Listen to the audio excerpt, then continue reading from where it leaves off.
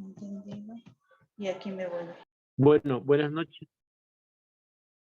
Vamos a dar inicio a la última sesión.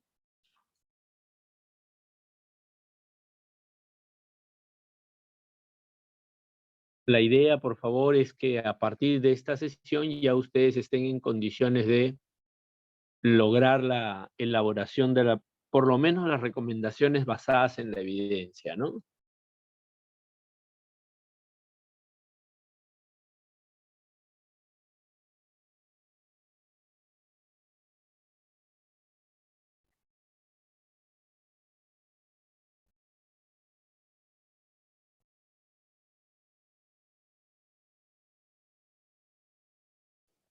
Hola, hola, ¿no se le escucha? Sí. ¿Ahora se escucha? Sí, ahora se escucha. Perfecto.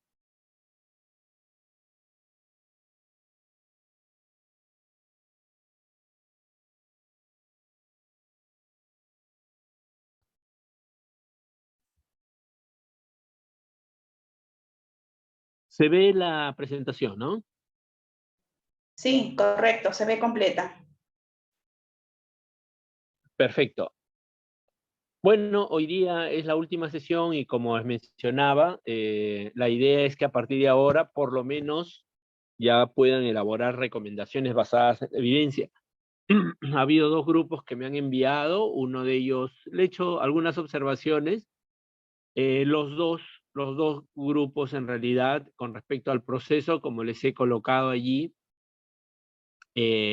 sí, lo han entendido, quizás afinar un poquito en uno de ellos, el otro grupo lo ha hecho perfecto, la tabla de resumen de la evidencia. El problema radica ahora en la elaboración de la recomendación, ¿no? Entonces, allí sí hay que comenzar a trabajar, hay que hacer la práctica de eso, escribiendo y escribiendo, es la única forma de aprenderlo, ¿ya?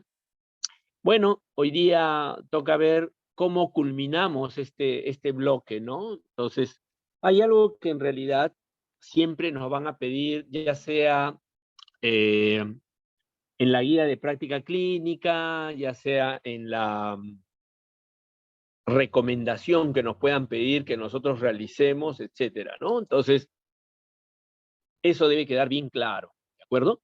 Eh, los indicadores que nos va a ayudar. Nos van a ayudar a que nosotros podamos medir el impacto de nuestra recomendación, nuestra guía de práctica clínica. Hay una vieja expresión, ¿no? Que no la he acuñado yo, y dice, lo que no se puede medir no se puede mejorar, ¿no? Si ustedes hacen una recomendación, si ustedes hacen una guía de práctica clínica, deben medir el impacto, ¿no? Entonces, el borrador es el último documento que el grupo va a realizar y que está expedito para que el revisor externo, o sea, la persona que no ha participado en el proceso de elaboración, dé su opinión, ¿no? La elaboración del borrador consta de dos versiones, la versión corta y la versión extensa, ¿no? Debe contener los últimos puntos para desarrollar la guía, o sea, indicadores y evaluación económica, esta última de ser posible, ¿no? Entonces, un indicador es una variable cuantitativa que definitivamente nos va a ayudar a detallar el sistema para medir la calidad de la atención y los servicios. Se relaciona con la medición de los desenlaces para evaluar si la atención es consistente con estándares de atención basados en la evidencia. ¿Qué significa esto? Que con el indicador yo voy a ver cuánto de lo que estoy recomendando, cuánto de lo que está en mi guía se está siguiendo, porque definitivamente ese va a ser mi estándar, ¿no? Entonces, según eso, como todos conocemos, ya desde nuestros estudios de pregrado y ahora lo vamos a ver con bastante frecuencia a partir de ahora, hay tres indicadores básicos, ¿no? Tres categorías de indicadores. Los indicadores de estructura, según Don Abedian, estructura, proceso y resultado. Entonces vamos a ver los indicadores, la categoría de indicadores de estructura. Estos tienen que ver con los recursos del sistema de salud, ¿no? Infraestructura, recurso humano, camas, suministro, recurso económico. Esto en realidad es lo que todo gestor le va a pedir como consecuencia de su recomendación o de su observación. En realidad, la relación que tiene con las guías de prácticas clínicas es muy tangencial, ¿no? Afecta la capacidad del mismo para cumplir con las necesidades de atención en salud de los pacientes y las comunidades, que en buen romance, ¿qué significa? Si mis recursos del sistema de salud van a prodigar la atención de calidad que yo estoy preconizando como sistema, ¿de acuerdo? Los indicadores de proceso en esta categoría, el proceso mismo es descrito, ¿no? Miden la adherencia a procesos o recomendaciones dadas por una guía, ¿de acuerdo? Que están asociados a desenlaces o outcomes de salud, ¿no? Entonces describen cómo los procesos de atención se desarrollan y permite evaluar si son correctos porque están de acuerdo con las recomendaciones de una guía de práctica clínica. Y aquí sí, estas sí tienen que ver de manera directa con la implementación de una guía de práctica clínica, ¿no? Y por último, los indicadores de resultados, ¿no? Describen las consecuencias de los desenlaces en salud. O sea, si yo implemento una recomendación o una guía de práctica clínica con sus recomendaciones, ¿qué voy a obtener, no? Reflejan el resultado del proceso de atención y el bienestar de los pacientes. Aquí sí hay una diferenciación, ¿no? Hay indicadores, resultados intermedios o finales. Ambos tienen mucha utilidad. Son más útiles los finales, que duda cabe, pero los intermedios también, ¿no? ¿Por qué? Porque estos son los primeros que vamos a tener. En 2 meses, por ejemplo, si yo en un año mi recomendación o mi guía de práctica clínica pretende disminuir en 2 puntos la mortalidad, vamos a suponer, por cesáreas, las complicaciones por cesáreas, no indicadas de manera apropiada, entonces yo puedo evaluar a los 3 meses cómo voy. ¿De acuerdo? Si a los 3 meses sigue incrementándose, cuidado, tengo que afinar algunas cosas. A los 6 meses, ¿cómo voy? Al final del año, yo no voy a esperar todavía el año para ver qué es lo que está ocurriendo, ¿no? Entonces, los indicadores intermedios son un poco eso, ¿no? Entonces, la formulación de indicadores depende cada uno de ellos de cuán importante sea lo que voy a medir en mi recomendación o en mi guía. La evaluación económica no siempre se elabora dentro de una guía, pero hoy en día incluso hay algunas personas que se animan a tratar, que vemos es que es bien solicitada. Ya la elaboración de indicadores son bien solicitadas y esto tiene que ver bastante con el momento actual que se está viviendo, ¿no? Entonces, las ETS, no son las enfermedades de transmisión sexual, sino la evaluación de tecnologías sanitarias, se describe de acuerdo como parte de una guía de práctica clínica hoy en día, una guía de envergadura, ¿no? Entonces, las versiones de la guía de práctica clínica se recomienda que se enumere cada una de las versiones de diferentes formas, ¿no? Entonces, ustedes pueden colocar guía de práctica clínica sobre el diagnóstico y tratamiento de la colecistitis no calculosa, versión 31 de agosto de 2021, versión 1 de enero del 2022, versión 8 de junio del 2022, así se comienza, ¿no? O pueden ponerle versión 1, versión 2, versión 3, o enviada al revisor externo, ¿no? O combinaciones, 31 de agosto de 2021, enviada al revisor externo. ¿Para qué? Para que eso les ayude en la ubicación del material, ¿de acuerdo? Esto es simple y llanamente para tratar de hacerlo mucho más expedito. Esto les he enviado, ¿no? La versión completa y la versión abreviada de la guía de práctica clínica, ¿no?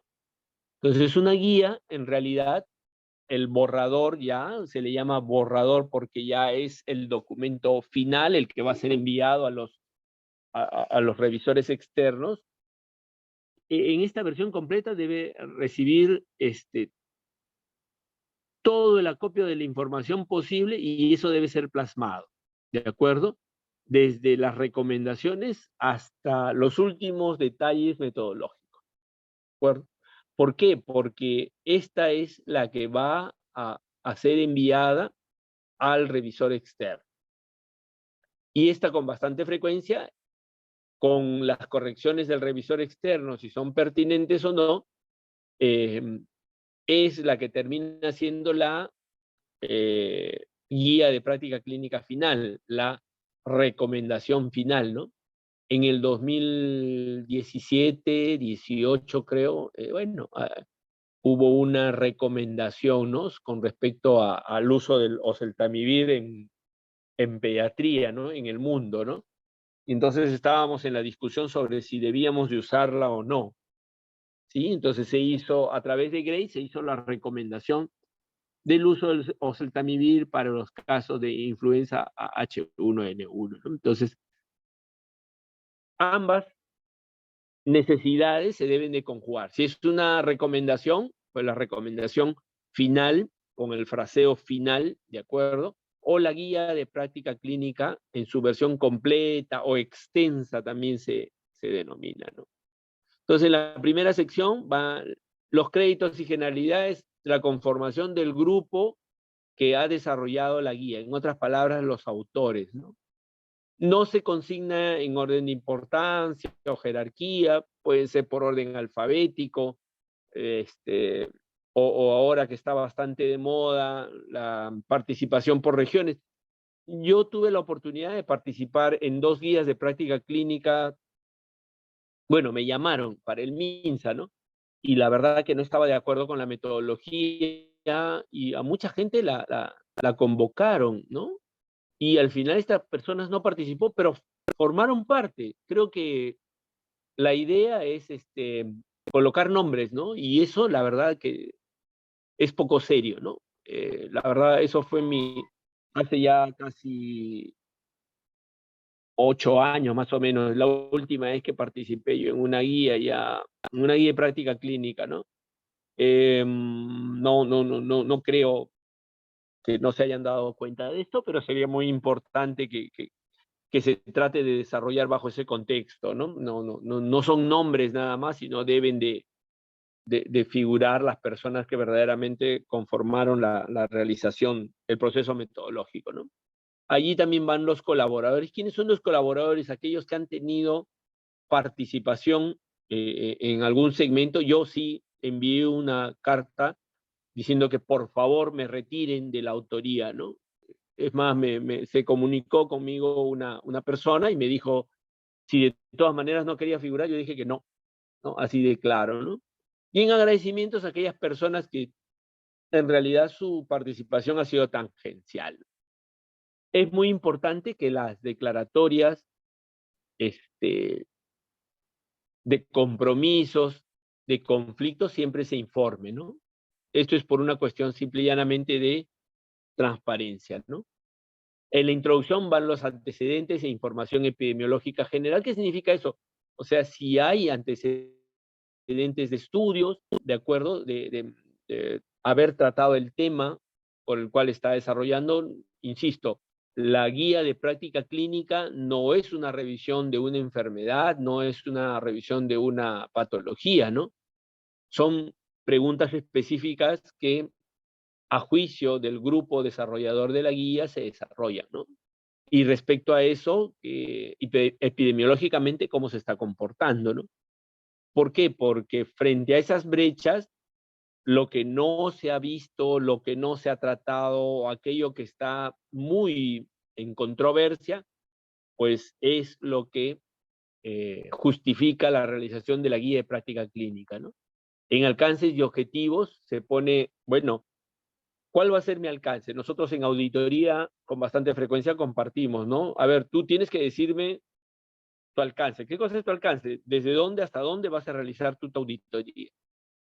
Por ejemplo, si yo describo que mi auditoría es desde emergencia hasta que llegó a UCI y ya no cuando pasó a sala común o fue a cirugía o fue trasladado a otro ámbito, pues mi alcance es eso, igual, ¿no?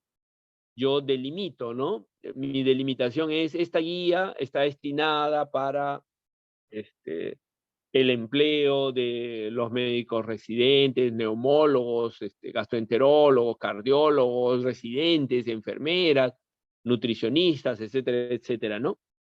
¿Y cuáles son los objetivos? ¿Se dividen en generales y específicos o simple y llanamente objetivos nada más, ¿no? Porque esto, acuérdense ustedes, según los instrumentos para medir la calidad de las guías de práctica clínica, ¿de acuerdo? Que múltiples, ustedes van a tener que ubicar sus objetivos, ¿no? Bueno, en la sección de descripción metodológica, aquí viene cómo se convocaron a los diferentes actores del grupo desarrollador de guías, ¿no? ¿Por qué fue convocado tal doctor, tal doctora? Porque tiene publicaciones, etcétera, etcétera, ¿no? Porque ha trabajado o porque tiene experiencia documentada en tal y tales cuestiones, ¿no? Y las funciones van a ser, se describen, ¿no? No, el doctor Rojas, metodólogo, ¿no? El doctor Díaz, experto, etcétera, etcétera, ¿no? Así se va colocando, ¿no?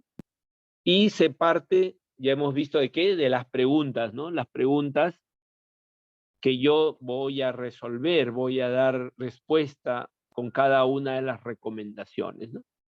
Y tengo que ver cuáles son mis desenlaces. Para esas preguntas tengo que ver cuáles son mis desenlaces, ¿no? Y acuérdense, hay que graduarlo, ¿no? En crítico, importante y no importante. Los dos que siempre deben de figurar en una tabla de resumen de evidencia son las búsquedas de la bibliografía para los desenlaces críticos y los importantes, ¿no? Después, cuáles fueron mi búsqueda, de acuerdo cómo desarrollé la evaluación de cada uno de los documentos, cómo seleccioné las guías de práctica clínica, de acuerdo, el AGRI en su versión 2, de acuerdo, fueron sometidos para tales, estos fueron los puntajes, ¿sí? Eso también, este grupo, como no sabía hacer un grade development, o sea, un grade de adecuación para la adaptación de guías de práctica clínica, ellos buscaban solamente las revisiones sistemáticas que en ese entonces tenían tales y tales características. Las guías de práctica clínica que tenían tales y tales características. O yo lo conozco a este doctor y esta guía debe ser buena de ese doctor. Esos eran los criterios, ¿no? Entonces, por eso yo me retiré, ¿no? Y la primera, que fue de asma, yo no participé, y la segunda, que sí fue de mi subespecialidad, que fue de diarrea aguda infecciosa, la verdad que igual me retiré por discrepancias, ¿no? O sea, no se puede hacer una selección de esa manera. Entonces espero que cuando ustedes conformen su grupo, pues las cosas sean mucho más transparentes, porque el papel al final soporta todo, ¿no? Entonces, el proceso de incorporación de la evidencia a partir de revisiones sistemáticas, y hemos visto, ¿no? Las revisiones sistemáticas, ¿para qué nos sirven? Nos sirven para identificar aquellos ensayos clínicos o inclusive ensayos clínicos de manera directa que van a ser incluidos en la tabla resumen, ¿no? Entonces, la revisión sistemática de la literatura, es muy importante el desarrollo de novo, de la revisión sistemática de la literatura. ¿Y por qué esto es muy importante? Porque en realidad lo de los términos MEIS ayudan en búsqueda, ¿no? Sistematiza, pero no es la única forma, ¿no? Lo que se quiere es si ustedes han buscado lo suficiente, ¿no? Porque a veces introducir más términos no significa que van a hacer mejor la búsqueda. La combinación de los términos es mucho más efectiva, ¿no? La evaluación de la calidad de la evidencia según la escala usada, y han visto ustedes para las guías, para las revisiones sistemáticas, para los ensayos clínicos o para los estudios observacionales, las diferentes métricas que se pueden emplear, ¿no? Por eso yo veía con bastante cuidado cada una de las observaciones que ustedes han vertido en las 2 últimas sesiones, y siempre me quedo con que deben darle una revisada a los videos del doctor Chipana, de evaluación de ensayos clínicos, de revisión sistemática, y del doctor Tobaru, evaluación de los estudios observacionales, porque de ahí parte todo. O sea, hacer grade, hacer una recomendación basada en grade, en la evidencia disponible de mejor calidad, o una guía de práctica clínica basada en la evidencia de mejor calidad, significa eso, ¿no? Y si ustedes todavía no han entendido bien y están bien descritas, traten de darle una revisada, ¿no? Insisto, los 2 grupos que me han enviado la tarea, la verdad que el proceso lo han entendido muy bien, definitivamente. Eso habla mucho, ¿no? Del esfuerzo que están poniendo, ¿no? Porque hay cositas que afinar nada más, ¿no? Pero después, por lo demás, el proceso es entendido. Den una revisada primero de los videos que están disponibles, den una revisada de la bibliografía que se ha mostrado, y yo creo que las cosas van a quedar un poquito más claras, ¿no? Y después de todo ello, pues el proceso de formulación de las recomendaciones, ¿no? Basado en esta evidencia, en tal evidencia, ¿de acuerdo? Acuérdense ustedes, en pacientes gestantes, con diagnóstico de tal cosa, en pacientes pediátricos con diagnóstico de neumonía, o en adultos con diagnóstico de pancreatitis, etcétera, etcétera, eso es lo que tienen que especificar. ¿Por qué? Porque según eso, ustedes van a decir, se recomienda tal cosa, o sea, recomendación fuerte a favor, ¿de acuerdo? Condicional a favor, condicional en contra, fuerte en contra, ¿de acuerdo? ¿Por qué? Porque así es la forma en que se van a dar, ¿de acuerdo? Las recomendaciones.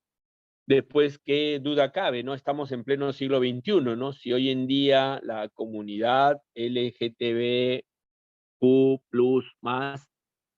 ha sido uno de los líderes que nos ha mostrado cómo el pensamiento de algunos grupos puede lucharse desde el punto de vista social, ¿de acuerdo?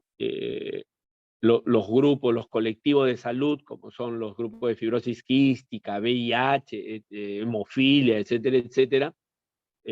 Yo me quedo, por ejemplo, con los grupos de hemofilia, ¿no? La verdad que en estos 20 años que tengo de trabajar ahí en el Hospital del Niño, la verdad que es bien, pero muy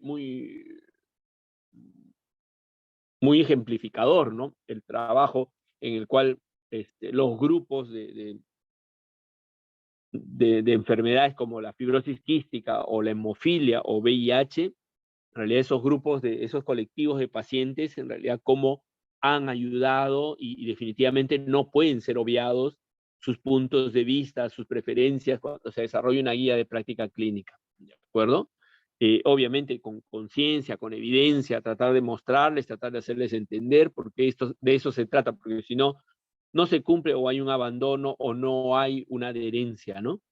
Cómo se socializó e incorporó los aportes de los grupos de interés. Esto es muy interesante, ¿no? Porque hay grupos, no solamente grupos de pacientes, sino sociedades científicas, ¿de acuerdo?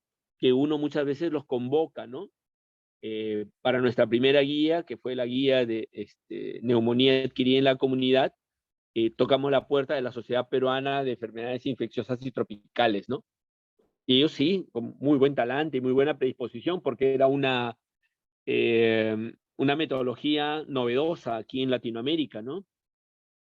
El proceso de evaluación externa de la guía de práctica clínica ya lo vamos a conversar en un par de diapositivas. 3 características del evaluador externo. En primer lugar, no debe haber participado en ninguna de las etapas de desarrollo de la guía. La segunda, debe saber tanto o más que cualquiera de los integrantes del grupo desarrollador de guías de práctica clínica. Y tercero, que es lo más importante, De preferencia, esto sí, debe tener conocimiento sobre la enfermedad, ¿no? Esto sí. Pero, por ejemplo, a veces a mí me envían opinión para documentos, ¿no? Hace una semana me enviaron de Paraguay una guía que están desarrollando sobre fibrosis quística, ¿de acuerdo? Me parece que está muy interesante el documento que están sacando, ¿no? Y la parte de gastroenterología querían que lo opine. Bueno, muy bien, le di las observaciones, ¿no? Y la metodología para la definición de indicadores de la guía de práctica clínica, eso es lo que hemos visto, ¿no? O sea, cómo es que se desarrollaron, por qué, por ejemplo, yo voy a medir que el cumplimiento, ¿no? De el empleo de amoxicilina para la neumonía adquirida en la comunidad, ¿no?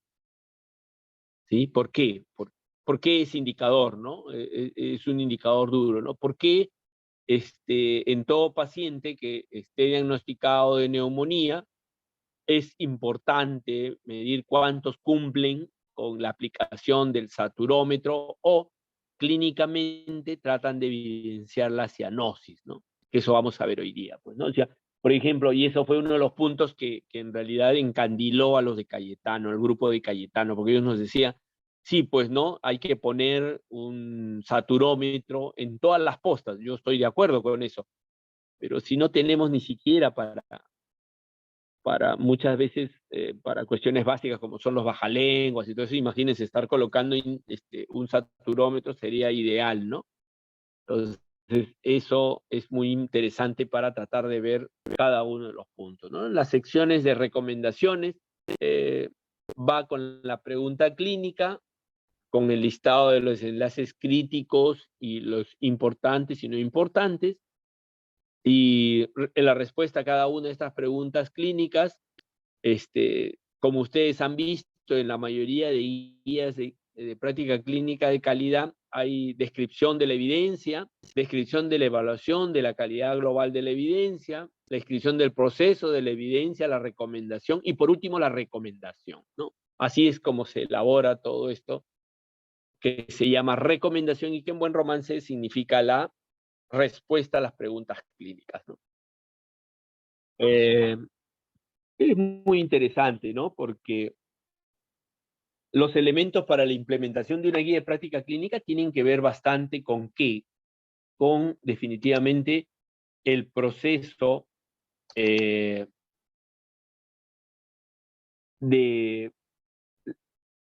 los obstáculos, el proceso de facilitación, ¿de acuerdo? Para que las recomendaciones sean seguidas, ¿no? No nos olvidemos, ¿no? Que va a haber personas que definitivamente pues no les va a interesar, ¿no? Así tal cual se los digo, ¿no? Yo me acuerdo todavía cuando yo comenzaba a hacer esto de las guías, en realidad pues había muchas personas que decían, no, lo que tú tienes que hacer es tomar nota de todo lo que yo hago y eso plasmarlo en una guía. Si no, voy a tener algunos problemas. Sí, yo tuve problemas casualmente porque ni siquiera había guías, ¿no? Una serie de inconvenientes. Entonces, bueno, eso queda ya para el archivo personal, ¿no? Indicadores y presupuestos sí es muy interesante porque hay que hacer una priorización de las recomendaciones y definición de los indicadores dependiendo de lo que yo estoy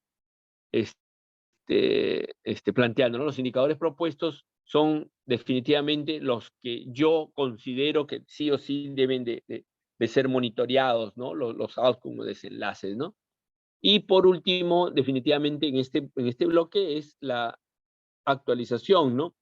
¿Cómo es que yo pienso realizar mi plan de actualización, ¿no? ¿Basado en qué? ¿Cómo va a ser? ¿Va a ser global? ¿Va a ser por cada una de las recomendaciones, ¿no?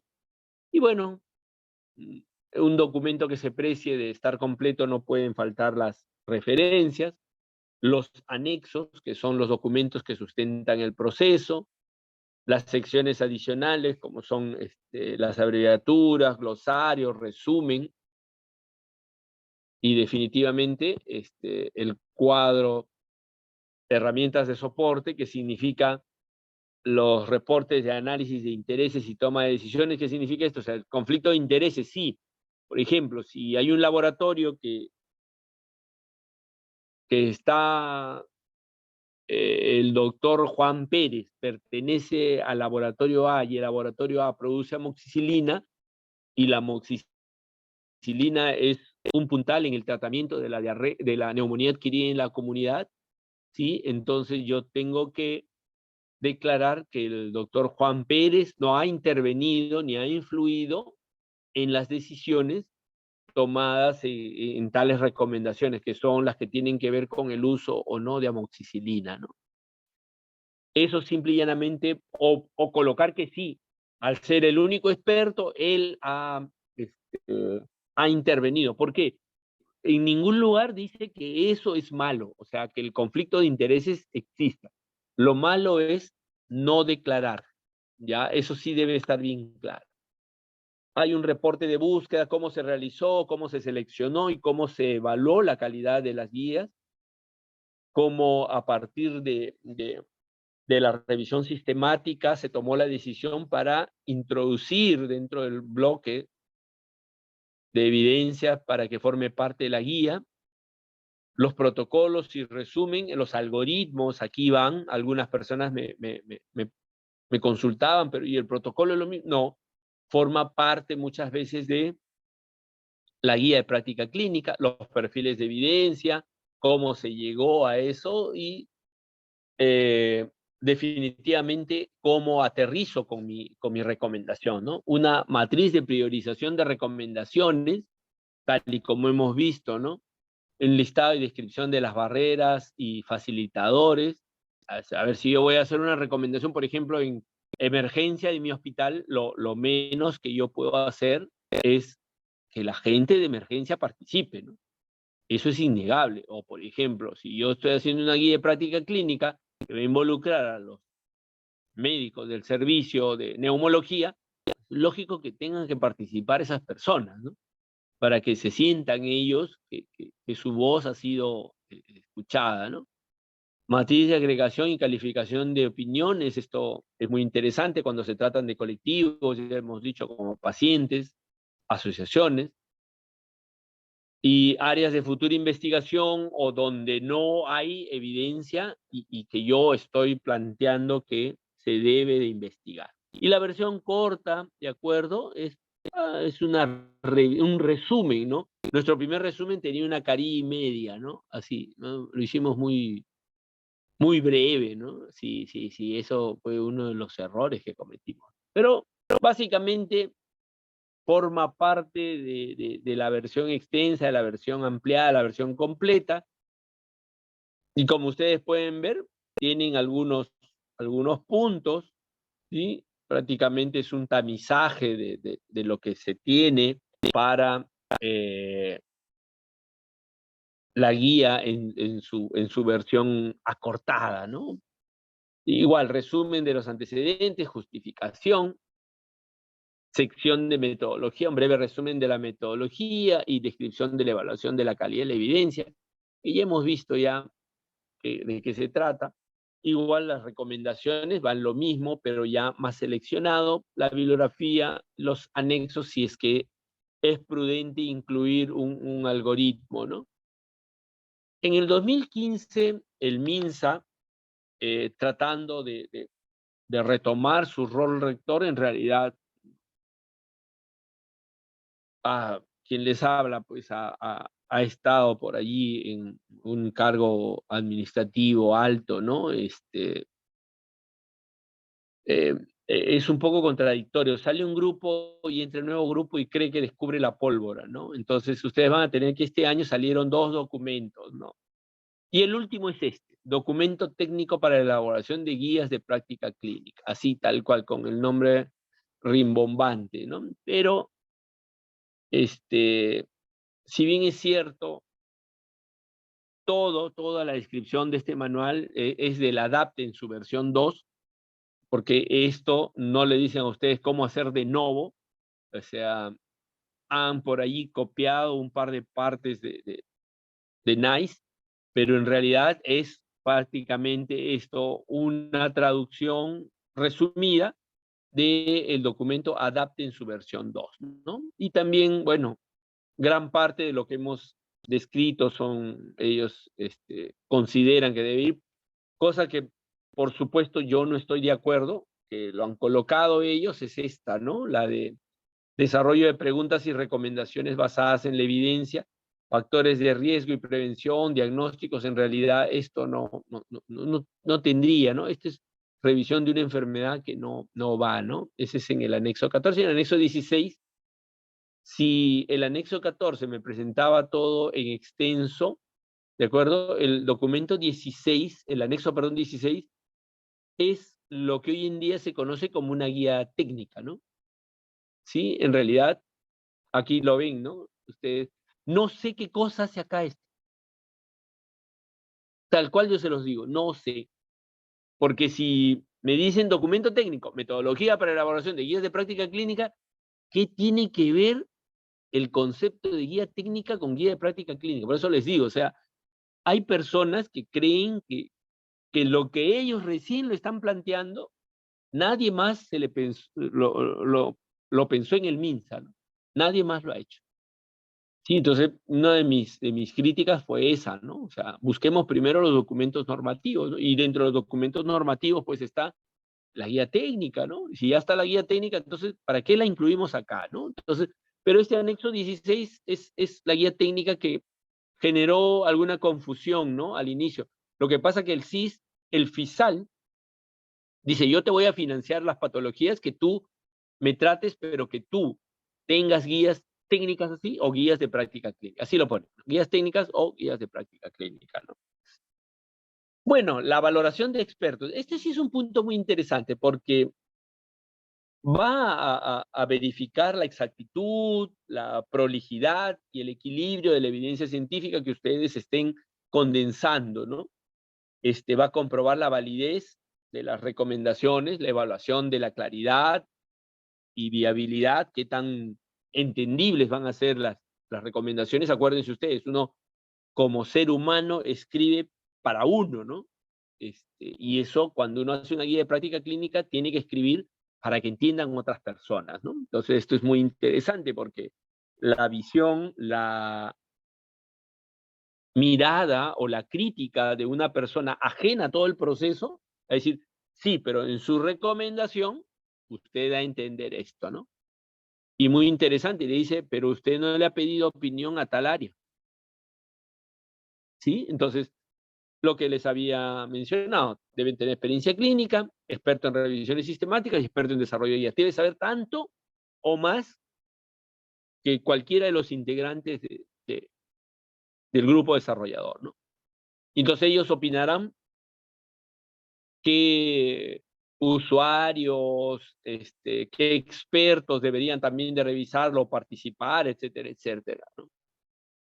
Tal y como les decía, debe ser independientes totalmente, no, aquí sí un punto, miren, interesante es que no debe pertenecer, por ejemplo, no debe padecer de esa enfermedad, ¿no? Si padece esa enfermedad, por más que sea un experto, es preferible, ¿no? Porque hay conflicto ahí, ¿no? Entonces se recomienda utilizar una herramienta ad hoc. ¿Qué significa esto? O sea, ustedes tienen que generar su propia herramienta, ¿no? Nosotros generamos, si alguien desea realizar una guía de práctica clínica con todo lo oneroso, pero con todo lo que va a llevar en sí el desarrollo de una guía de práctica clínica, y ustedes desean, yo les puedo enviar el documento, pero en realidad el documento es ad hoc, ¿no? O sea, ¿qué significa? Es propio de cada grupo, ¿no? ¿Para qué? O sea, ustedes consideran qué opinión necesitan del experto. Conforme vayan desarrollando, aconsejo yo siempre desarrollar guías técnicas para tener un poquito más de experticia con las guías de práctica clínica, ¿no? Y así al final terminemos con un poquito más de variedad, ¿no? Este es el documento que nosotros inicialmente elaboramos, ¿no?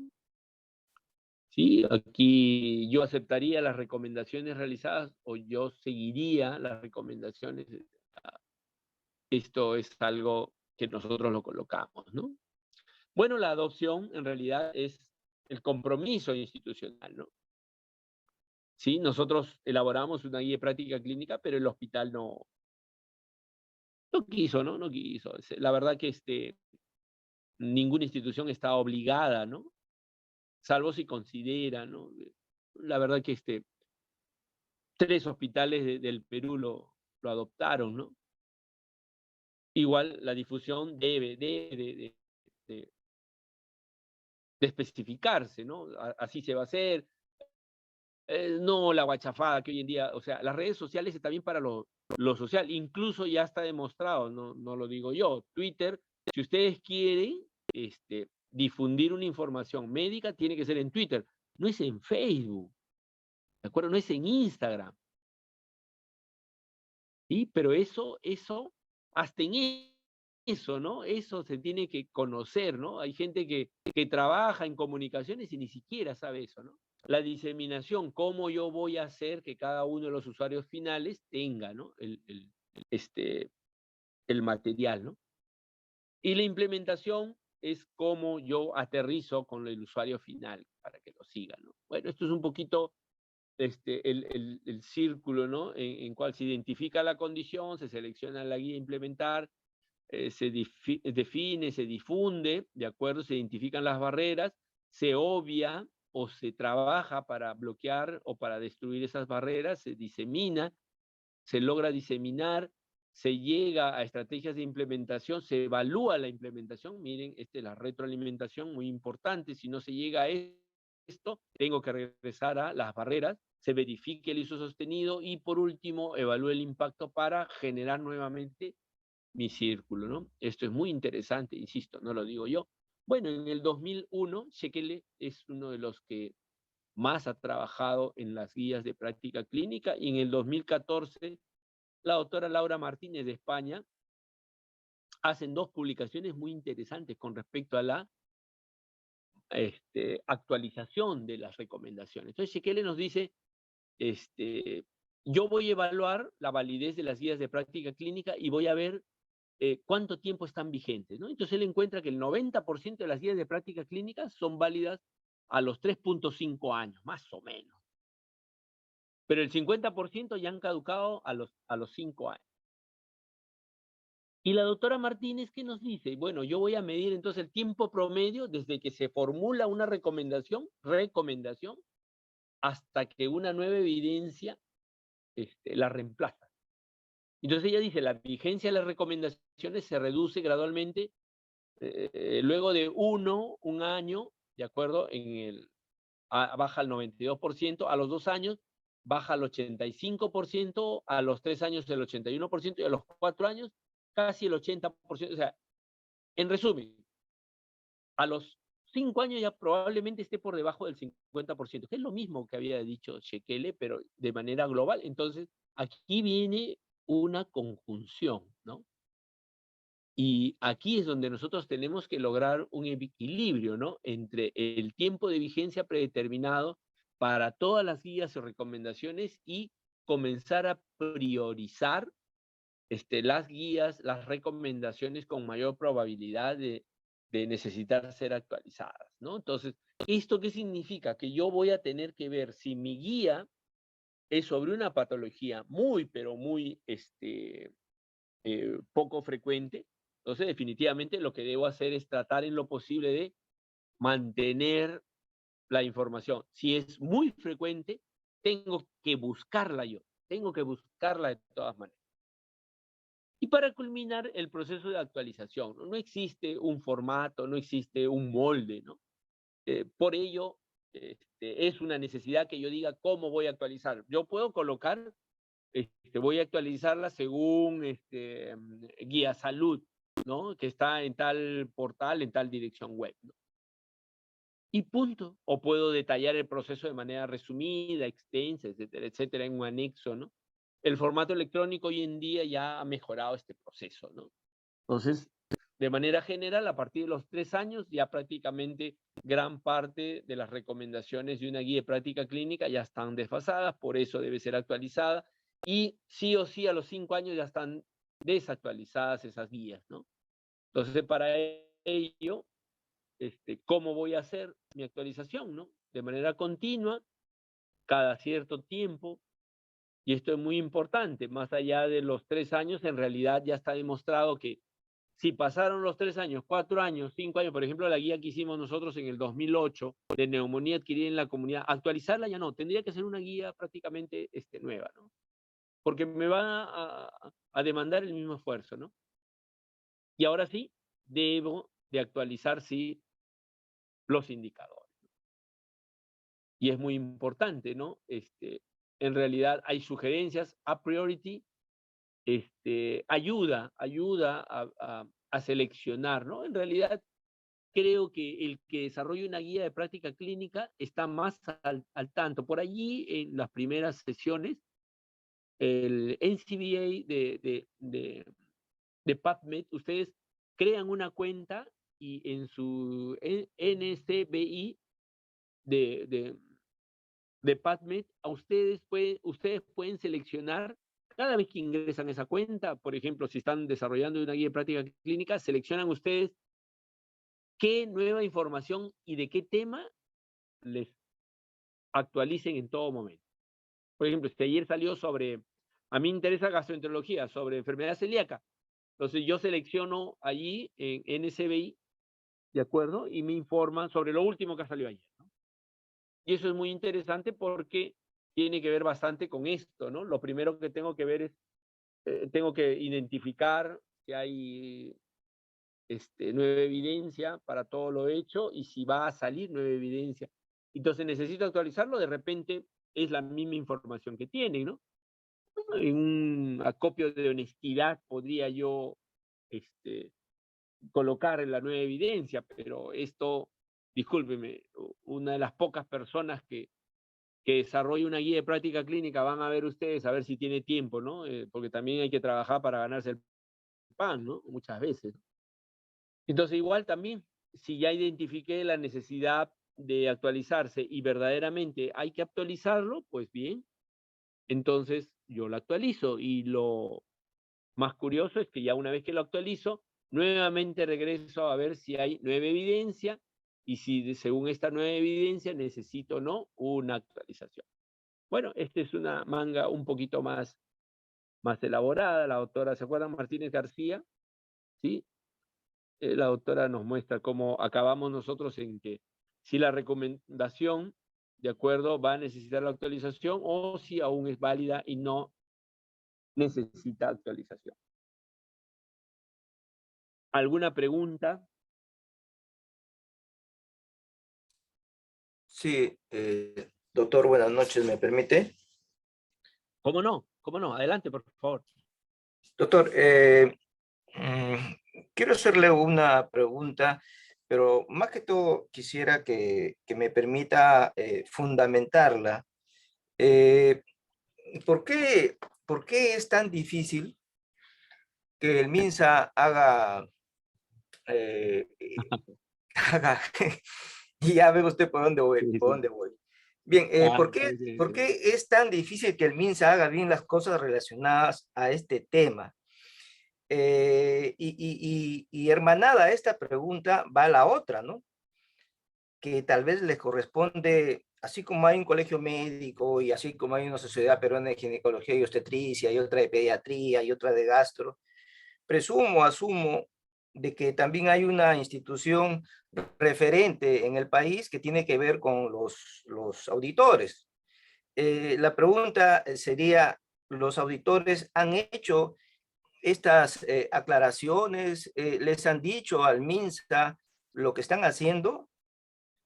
Y ¿sabe por qué me preocupa, doctor Rojas? Porque en toda esta época de 2 años que hay gente que ha estado en casa, se les ha estado diciendo que actualízame la guía de X, ¿ok? Y le dan 15 días.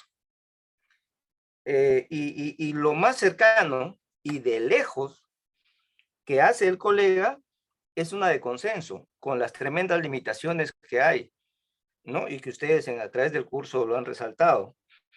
Y lo hace una sola persona. Y lo peor de todo, en mi caso, por ejemplo, como ginecostetra, He visto, por ejemplo, que instituciones, no digamos un hospital, sino hasta instituto, que la persona, por ser especialista, participa en la guía, pero a la vez puede ser director y la prueba, lo cual tengo entendido que eso no se hace, ¿no? Pero lo peor de todo, doctor, es que cuando uno analiza una morbilidad materna extrema o uno comienza a hacer una discusión de un caso de muerte materna en el Ministerio de Salud, lo primero que se dice o se reclama es que las guías no están actualizadas. Y ya sabemos todo el rollo y todo el problema que hay para actualizarlas. Disculpe usted lo largo de mi intervención, pero creo que usted me ha captado bien. Gracias, doctor. Sí, no, qué ocurrencia.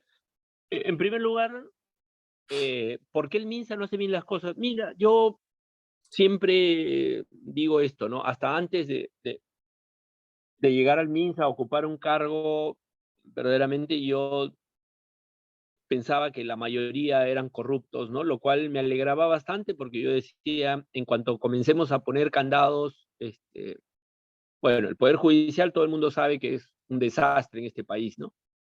Pero yo decía, en cuanto eso mejore, pues había la esperanza, ¿no? Que también el corrupto, hay inteligencia para la corrupción, ¿no? No como ahora en la parte política, no me quiero meter en eso porque hay que tener pruebas y todo eso, y la verdad que este taller es docente médico, ¿no? Así que, salvando las distancias, sí, pues, ¿no? ¿Cuál es el inconveniente? El inconveniente es que hay mucha gente incompetente, ¿no? Ese es el problema, por eso es que no se pueden hacer bien las cosas, como les decía yo al inicio, ¿no? A mí me convocaron para desarrollar una guía de práctica clínica, pero ahí me di cuenta clarísimo, ¿no? O sea, tienen nombres, ¿no? Para colocarlos ahí y mucha gente, pues, que nunca figuraba en nada, que por primera vez en su vida comienza a figurar en esas cosas o le interesa, bueno, presta su nombre y su apellido para eso, ¿no? Ese es el gran inconveniente, ¿no? Sin saber leer ni escribir, mucha gente es autor de muchas guías, lo cual, en realidad, como yo le dije a esta persona que me convocó, yo no tengo interés de figurar, ¿no? Y me dijo, doctor, pero es una guía que esto, que lo... Ustedes recién están en el boom, yo ya lo llevo desarrollando 10 años, ¿no? Entonces, es un poco para responder la pregunta inicial, ¿no? ¿Por qué no se hacen bien las cosas? Porque en realidad hay gente incompetente, ¿no? Eso tal cual, ¿no? Y lo más crítico, ¿no? Miren ustedes cuántos nada más se han inscrito. ¿Por qué? Que no hay necesidad de desarrollar recomendaciones basadas en evidencia, guías de práctica clínica. Por último, ya, bueno, vamos, yo no sé si valga el ejemplo que les voy a poner. Para mí, hasta debe dar vergüenza hacer un taller sobre guías técnicas. Sí, sin embargo, institutos lo hacen, ¿no? Doctor, un paréntesis. La semana pasada, un colega auditor cita a los colegas para, para hablar de guías, ¿no? Bueno, me llegó el aviso a las 12:15, supuestamente empezaba a las 12. A las 12:15 fui y solamente estaba el colega que iba a exponer con el secretario que iba a pasar las diapos. Al ratito llegó otro colega y empezó su expo con 2 participantes. En la mitad de la exposición vino un colega más y vino una doctora más. En total, habían 4 asistentes. No hay interés. Eso es lo que agrava el problema. Gracias.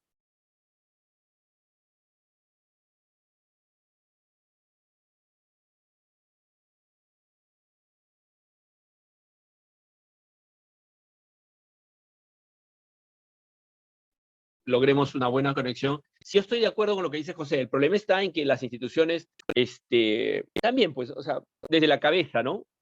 Este es un llamado de atención para todos, ¿no? Debería de ser personas que conozcan un poquito el tema, porque si no, no van a saber cómo convocar. Creo que ese es el problema. Y lo segundo, creo que sí, pues el médico se siente distante del que desarrolla guías de práctica clínica, ¿no? Creen que eso es de escritorio, pero ustedes no, la mayoría que yo veo acá no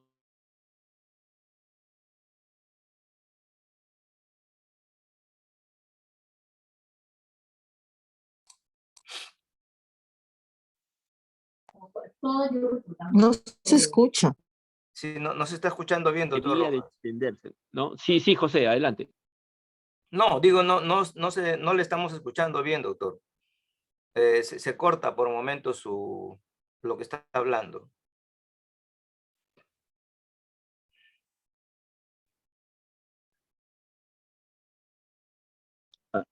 ¿Ahora se escucha? Ya, ahora sí.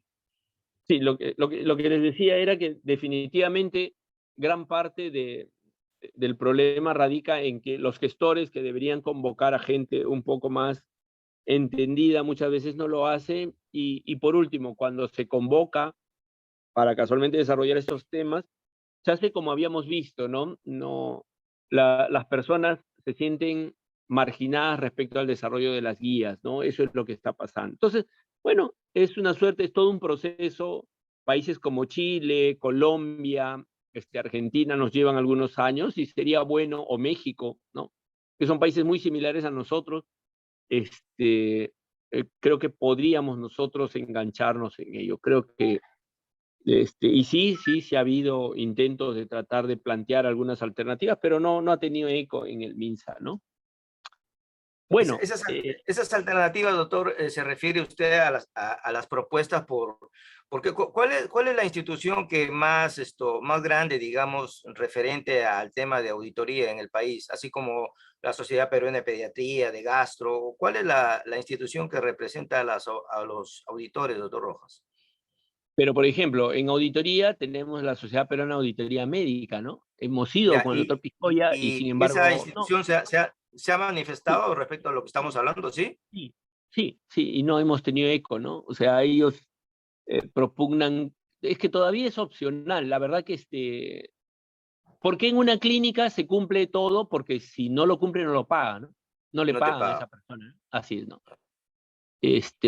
Algo así tan punitivo, mm, miren cómo, igual, ¿por qué todo el mundo usa el cinturón de seguridad? Porque si no usa el cinturón de seguridad, lastimosamente así funciona. Miren, Inglaterra, no estoy diciendo Perú, yo no me refiero a Perú, ¿no? En Inglaterra, el grado de adherencia a las guías de práctica clínica no llega al 40%, ¿no? Inglaterra, el NICE, ¿no? Entonces, es todo una cultura que hay que ir cambiando, es toda una cultura que se debe mejorar definitivamente, ¿no?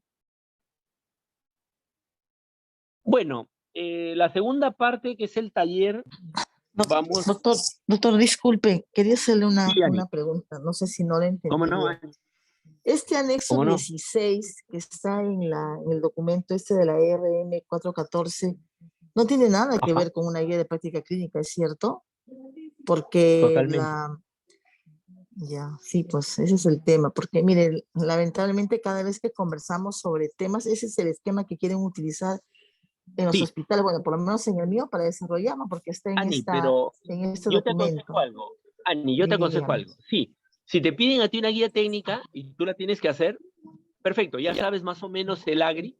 Si tienes algún problema, seguimos en contacto. Para eso, ICPE se preocupa bastante en toda la asesoría, ¿sí? Ujú. Tienen ustedes mi correo electrónico, pero muchas de las de los enunciados o de las recomendaciones que se pueden elaborar se deben obtener de guías de calidad, ¿no? Entonces, creo que ahí podríamos sacarle la vuelta al sistema cuando te solicitan guías técnicas, ¿no? Ok. Bueno, Ya, doctor. Gracias. no, qué ocurrencia. Vamos a descansar unos 10 minutitos. La verdad que el siguiente taller tiene que ser monitoreado. Les he enviado al WhatsApp, ¿sí? Prácticamente son tres preguntas que debemos desarrollar para que ustedes ya tengan la cosa un poquito más clara con respecto a indicadores, con respecto a la generación de recomendación y por último, el plan de actualización, ¿no? Entonces, son las 20 y 17, 20 y 25. ¿Ya? En 8 minutos nos conectamos. Yo estoy acá de todas maneras. Por favor, no tengan ni...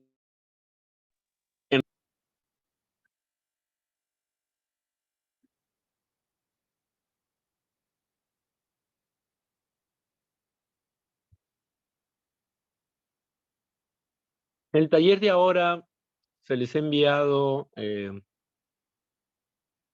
la siguiente guía, ¿no?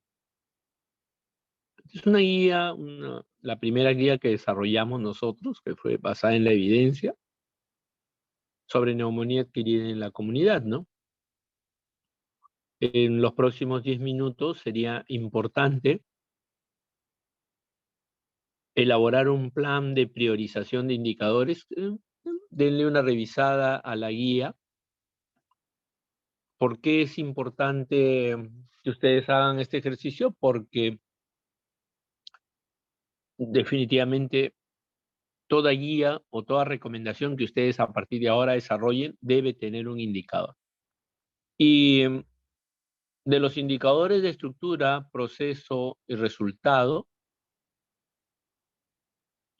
yo creo que si plantean ustedes un indicador de resultado, ¿sí? Sería muy importante para esta guía, porque esta guía, al ser nuestra primera guía, no cuenta, ¿no? con indicadores de monitoreo, ¿no? Entonces, en el AGRI, en su versión 2, cuando ustedes evalúan, la guía tiene, los desarrolladores han planteado indicadores para ver el impacto de la guía. No, 0, ahí tenemos 1, ¿no? Entonces, en los próximos 10 minutos van a darle una revisada a esta guía. Un plan de priorización. ¿Qué significa el plan de priorización? O sea, ustedes van a ver las hojas iniciales de la guía, es un resumen. O sea, ahí nada más, incluso allí pueden quedarse ustedes. Y de todas las recomendaciones, ¿a cuáles le generarían ustedes los indicadores? ¿Sí? Y esto es muy importante porque al final de cuentas termina siendo el pan de todos los días, ¿no? El pan de todos los... Cuando se desarrolla guía de práctica clínica hay que generar indicadores. Entonces, ahora son las 8:30, 8:29, ¿sí? 8:39 comenzamos a llamar para ver qué van a plantear ustedes en su plan de priorización de indicadores, ¿no? ¿Cuál consideran ustedes que debería ser el primero? ¿Cuál el segundo? ¿Y qué indicador de resultado plantearían ustedes? ¿Ya?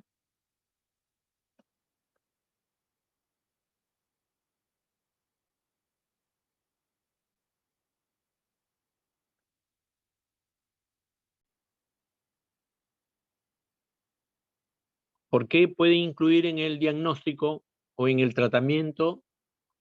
Porque ustedes pueden considerar que es muy importante, por ejemplo, que dentro del diagnóstico se utilice los criterios clínicos, ¿no?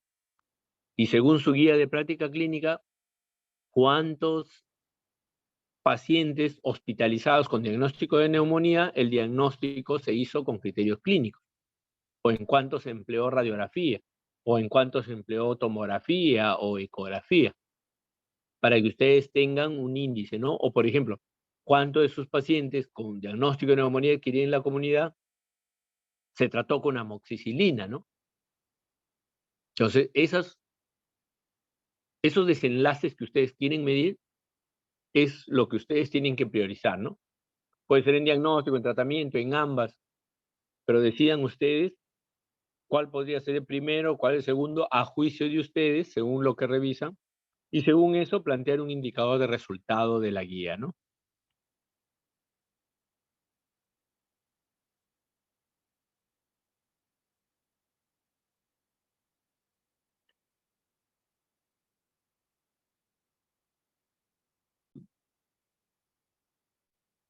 Esta guía, la verdad que, siendo honestos, no es porque la hayamos desarrollado nosotros, pero es una guía muy, pero muy aceptable. Ahora tiene bastante bastante material que se puede criticar y eso es muy importante, ¿no? Un documento que pasa desapercibido, tengan la plena seguridad que poco va a contribuir a lo que nosotros podamos aportar, ¿no? ¿Por qué les decía sobre esta guía que debían revisarla? Porque con altas y bajas, la verdad que esta guía nos ayuda, cuando ustedes le pasan el AGRI, el instrumento AGRI, es una guía recomendable, ¿no? Hasta ahora, por ejemplo, en Paraguay la siguen empleando, ¿no? En Bolivia, ya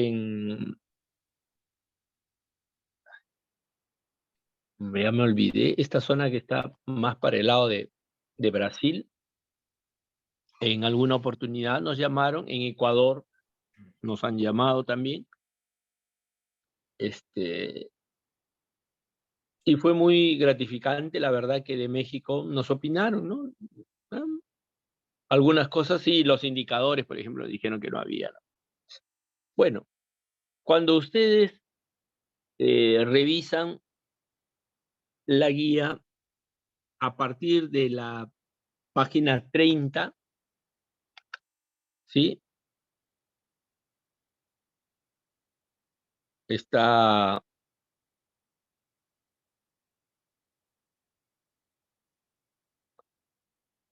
la bibliografía y en la página 47 comienzan los anexos, ¿no? Entonces ahí lo que nosotros vemos como el anexo de la revisión externa y ahí los autores nos describen y nos dicen quiénes formaron parte del grupo de revisores externos y nos dice un plan para la revisión programada y actualización, o sea, cómo ellos, los autores, pretenden hacer la revisión de esta guía y actualizarla.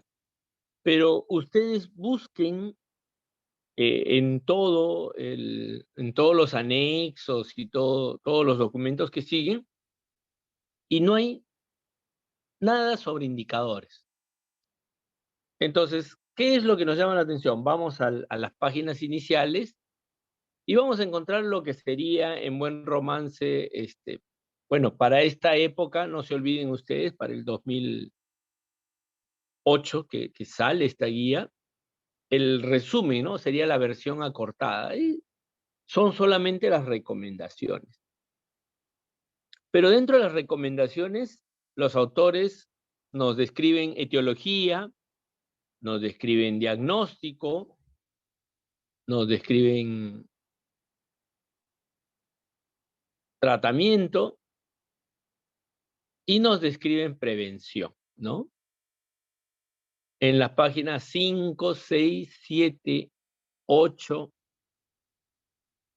hasta la 9, ellos tienen al menos la intención, ¿no? Ahora, siendo draconiano, de mostrarnos gran parte. Y, por ejemplo, ¿no? A mí sí me interesaría cuánto se adhiere el colectivo llamado médicos de primer nivel, médicos de institutos, médicos de hospitalización, a las indicaciones de hospitalización, ¿no? ¿Sí? En lo que significa diagnóstico,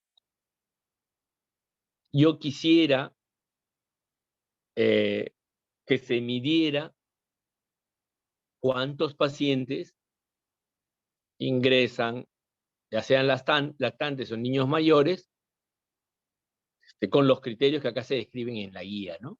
Para mí sería muy importante, porque el doble rasero, ¿no? Para la parte privada, prácticamente los criterios de hospitalización son múltiples, pero para la parte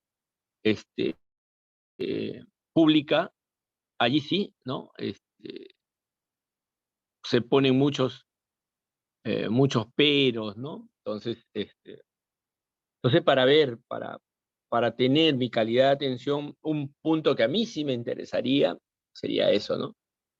El segundo, que sí definitivamente tendría que ir, es con respecto a indicaciones de transferencia, ¿no? ¿Cuántos pacientes que son diagnosticados de neumonía adquirida en la comunidad, según estos criterios, se solicita su transferencia a unidad de cuidados intensivos, ¿no? Yo me quedaría con esos dos por el momento, para no extendernos en ese taller, que sobradamente creo que ustedes lo pueden individualizar. ¿Y por qué les pedía un indicador de resultado, de outcome? Uno de los indicadores de outcome es casualmente hospitalizaciones, ¿no?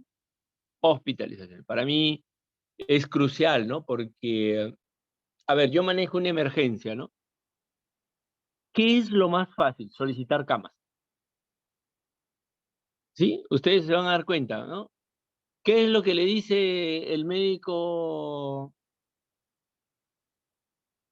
que trata de ver o tiene una mirada en la emergencia? Le va a decir, necesito camas. ¿Verdaderamente necesitas camas? A ver, vamos a ver, de tus 10 pacientes que tienes acá, ¿cuántos se les puede colocar el título de hospitalización innecesaria? Entonces, por ejemplo, para pediatría o para adultos, ¿no? Hay un listado donde dice, si este paciente se hospitaliza por esto, no requiere hospitalización. O sea, en otras palabras, usted lo está hospitalizando innecesariamente. Entonces, es muy importante que se varíe el pensamiento. Por ejemplo, ¿no? Si yo tengo que suspender una intervención quirúrgica porque el paciente tiene un resfrío, ¿dónde está esto, no? Entonces, mi indicador, por ejemplo, si yo estoy haciendo una guía de práctica clínica sobre el manejo de la adenoiditis, ¿de acuerdo?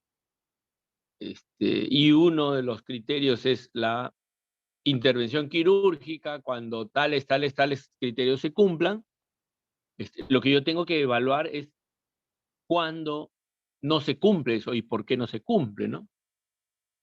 O como José mismo lo ha planteado, él es ginecobstetra, y yo en mi guía de práctica clínica evalúo cuántas pacientes reúnen criterios para una cesárea segmentaria, ¿no? Y bajo ese criterio yo evalúo, ¿sí? Y yo encuentro que mi guía dice que la cesárea se debe realizar por punto 1, punto 2 y punto 3, y yo encuentro que ninguno de esos 3 puntos en la mayoría de mis cesáreas se están llevando a cabo, lo más probable es que tenga que hablar primero con el jefe de servicio, primero con el jefe de departamento, seguiré ascendiendo para tratar de aclarar ese punto y qué está pasando, ¿no? Esa es un poco la idea cuando uno genera un indicador, ¿de acuerdo? ¿Ya? Insisto, esta guía tiene muchos errores, definitivamente, pero para su época fue muy buena. Insisto, el Agri 2 todavía, si ustedes lo valoran, todavía es recomendable. Ahora debe ser recomendable con modificaciones, ¿sí? Entonces, habla mucho de la calidad con la cual se realizó, ¿no? Eso es muy importante para realizarlo de manera consuetudinaria, ¿no?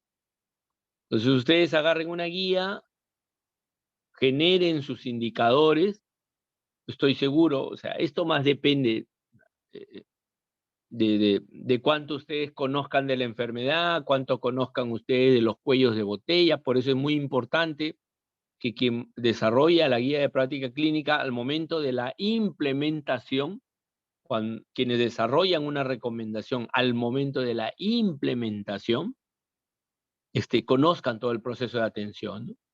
Esto fue lo que nos pasó, por ejemplo, con el oseltamivir, ¿no? Cuando nosotros dimos la recomendación de que no debería usarse de manera consuetudinaria para los pacientes diagnosticados de influenza AH1N1, los primeros que cuestionaron esto fueron los de UCI. Pero nosotros les decíamos, pero, a ver, si tienes ahorita un paciente en ventilación mecánica y estás sospechando de que puede tratarse de de tu influenza AH1N1, no sé, ¿cuál es la duda? Nosotros le decíamos, ¿no? O sea, ¿lo vas a emplear o no lo vas a emplear? Él nos decía, sí, ¿no? Sí, de todas maneras, pero se debe de aplicar a todos los pacientes. ¿Pero por qué a todos los pacientes, no? Si está en ventilación mecánica, dale oseltamivir. Pero si no está en ventilación mecánica, ¿por qué le tienes que dar, no? Entonces, un poco ese es podríamos decir, el derrotero, ¿no? La hoja de ruta para generar los indicadores, ¿no? O sea, deben de conocer ustedes el proceso y lo más importante, deben de conocer qué cosa quieren medir, ¿no? Porque si no saben qué cosa van a medir, cuando tengan ustedes el resultado de la aplicación, de la recomendación o de la guía, no van a saber ustedes interpretar esos resultados, ¿no? Y eso es lo que ocurre con bastante frecuencia, ¿no? Por ejemplo, en el MINSA, a cierta persona se le ocurrió dar, pues, un medicamento para controlar los parásitos y como en su cabecita, los parásitos son la principal causa de diarrea, de problemas digestivos y con eso el paciente al final terminaba anemizado, ¿de acuerdo? Para combatir la anemia, a esta persona se le ocurrió que deberían dar antiparasitario. Y hasta ahora se hace, ¿eh?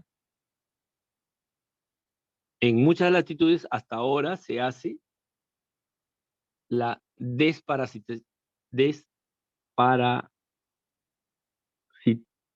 el desparasitismo en estos pacientes solo para mejorarle la anemia.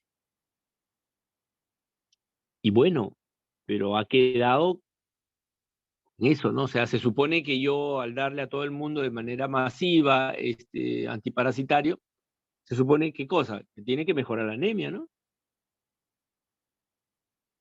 Y si le doy hierro a este paciente, se supone que ya debería de recuperarse y ya no presentar anemia, ¿no? ¿Por qué un paciente que yo trato de la anemia, al final termina de nuevo con anemia, ¿no? Es que el problema no está en el hierro que le doy, en el antiparasitario que le doy. El problema está en todo lo que hay alrededor de la atención del paciente, la crianza, las cuestiones sociales y familiares. Por eso, pero cuando uno demuestra con números esto, es más populista decir, estoy tratando la anemia, doy hierro y doy parásito porque los parásitos son la principal causa. O sea, en un desconocimiento total se generan actividades para las cuales con un mínimo de evaluación, con un mínimo de tabulación, yo pues llevo una conclusión que esa intervención no va a tener impacto. Entonces, es un poco esta práctica, ¿no? La generación de indicadores por allí va, ¿no? Entonces, esto es algo libre, ¿no? Me hubiese gustado que alguna de las personas que están acá lo planteara para tratar de revisar y así podamos nosotros aprender, ¿no? Porque de eso se trata, ¿no? Ustedes generan una lista de priorizaciones y vamos, y yo sustenté por esto y por esto, ¿no? Allá, entonces, mira, esto debería de enfocarse bajo este punto o no, está perfecto, no está correcto, ¿no? Esa es la idea. Y este indicador por esto y por esto, ¿no? Ah, ya, perfecto, o no, ya, entonces, bueno, de todas maneras, queda como práctica y lo más importante, para que se complete el círculo de lo que ustedes tienen que realizar cada vez que hacen una recomendación o una guía de práctica clínica, ¿no? El siguiente punto del taller es lo siguiente. Ustedes tienen este artículo, ¿no? Van a revisarlo, ¿de acuerdo? Hay una tabla de evidencia. Y nuevamente, ¿no? Para esta tabla de evidencia hay que generar una recomendación. Aquí sí estamos hablando ya prácticamente de todo el seminario taller, ¿no? ¿Sí? O sea, lo ideal sería que yo les entregara la bibliografía y a partir de la bibliografía, pues ustedes tienen esta bibliografía que a pesar que es del 93, sigue tan vigente como cuando salió, y generen su propia tabla de evidencia, ¿no? Bueno, para simplificar, para hacerlo más corta, porque nosotros no tenemos mucho tiempo, ¿de acuerdo? Ya se les ha generado a ustedes la tabla de evidencia, ¿sí? Y aquí sí, son 20 minutos que vamos a tratar. En primer lugar, revisen bien la evidencia, ¿sí? Me he tomado el tiempo de subrayarlo, algunos puntos, ¿de acuerdo? Pero si no, ustedes con el abstract nada más pueden darse una idea y de ahí revisen la tabla de evidencia adjunta, ¿no? Y son las 21, a las 21:20, nuevamente revisamos para ver por dónde nos orientamos para la generación de la recomendación con esta publicación, ¿ya? Si hay alguno de ustedes que se anima para presentarlo en buena hora, para corregir algunos puntos, y si no, yo lo desarrollo con toda tranquilidad, no se preocupen, ¿no? Insisto, la idea es que ustedes aprendan, ¿no? Solamente se aprende realizándolo, ¿ya? Entonces, a las 21:20, a las 9:20, nuevamente vamos a seguir, ¿ya? Insisto, sigo acá, ¿no? No me voy en ningún momento, ¿ah?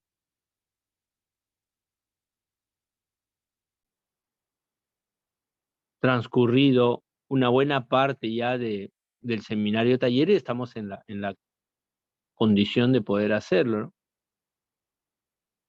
Cuando uno revisa el artículo, uno le queda de primera intención la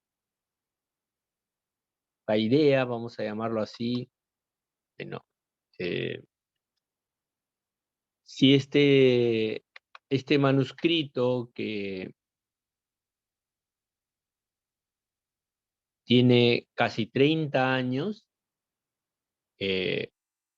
va a ser de utilidad, ¿no? O sea, cuán desfasado puede estar este artículo para que yo pueda elaborar una recomendación, ¿no? Para que reflexionen más o menos un poco cuando ustedes aprecian las evaluaciones de un paciente que está cercano al shock y dicen llenado capilar menor de 2 segundos, eso se realizó en menos de 300 pacientes, ¿no? Y sin embargo,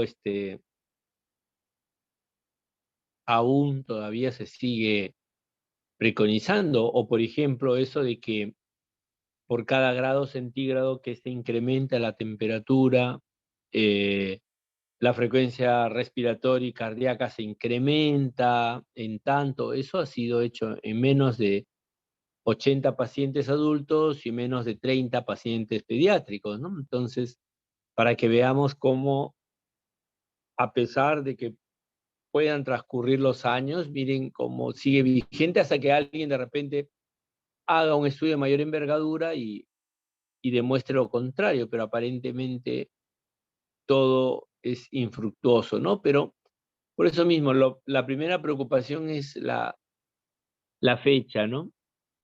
Si nosotros nos ceñimos a 1993, pues con toda honestidad, 29 años, uno puede decir ni hablar, ¿no?